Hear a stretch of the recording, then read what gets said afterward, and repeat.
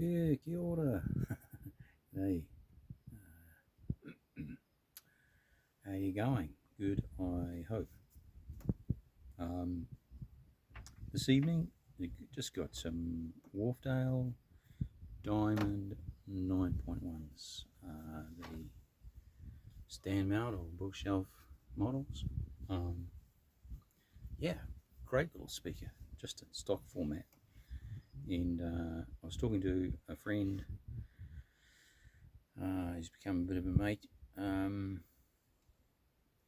Just a couple of days ago, and he was telling me there's a 75th anniversary edition of those as well, which would be in a real wood veneer, and what else was probably some crossover tweaks, upgrades to it. That's about all I can recall offhand. Maybe something else. Yeah, but 2,000 of them made, so I read somewhere, and yeah, that would be quite a cool little speaker. But anyway, on to these stock Wharfedales 9.1s. I'll just flip the camera around, There we go.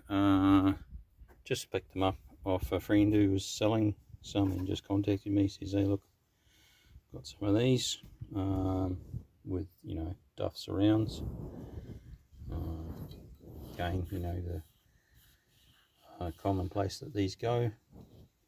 I wonder, well, it's the thinnest point of the surround, that seam. But also on the cast frame, it's actually quite sharp underneath there. I don't know if that contributes to failure or not. Probably not. It's probably more likely like this piece of rubber here is just super thick, and it's part of the dampening on the frame. So it's a dampening element as well as holding this around. But obviously it was just too thin when they formed these.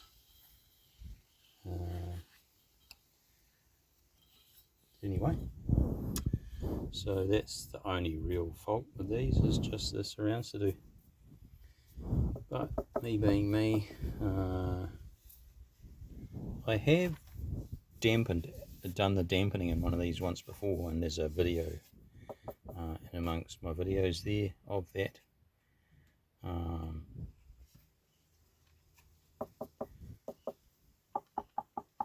And it's a pretty good cabinet, obviously better than a square box. Yet there's plenty of room. I noticed, see that brace down there, it's not actually glued properly on that edge, so that's something that can be properly done. It needs to be glued in place.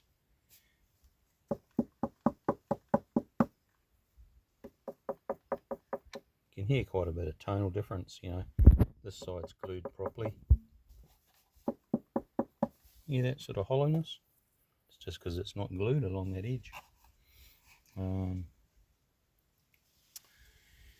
Yeah, so I think, hey, give them a birthday, give them a birthday and do some upgrades on them.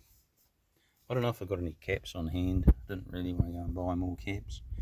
That's the crossover out of them, and the terminals I've just popped off. Tweeter, of course. It's got an air core on the tweeter circuit. I think I might have a wire round resistor, so possibly might replace that, the Sandcast one. And that's an 8.2 microfarad cap there, so I might put in a metallized polypropylene on that tweeter circuit if I have one there. So perhaps do that to the crossover. That'll give it a nice lift on the tweeter, in theory.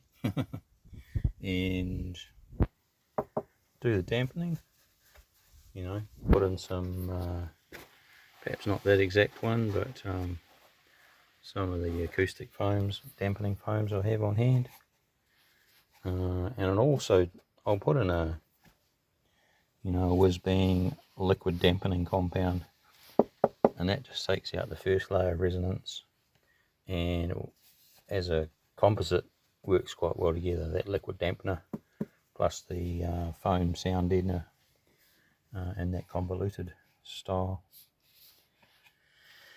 So that's the plan. Obviously do that little bit of re-gluing, and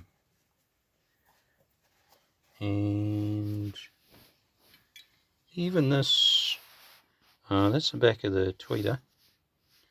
See that faceplate recess? Even that, putting out some of the liquid dampening, filling in that recessed area, will also benefit the performance of that tweeter. So it'll just, again, eliminate a bit of resonance. So that's well worth doing as well while it's apart. And that's about it.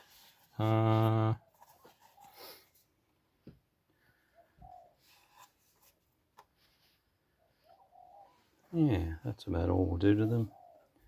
So, and you've no doubt seen these before, the actual woofer frame, and that's quite lovely on these. There's no damage to the voice coil, it's in good shape. So, magic. That's about it from me. Yeah, all the best to you, and have a great, prosperous new year going forward. Cheers.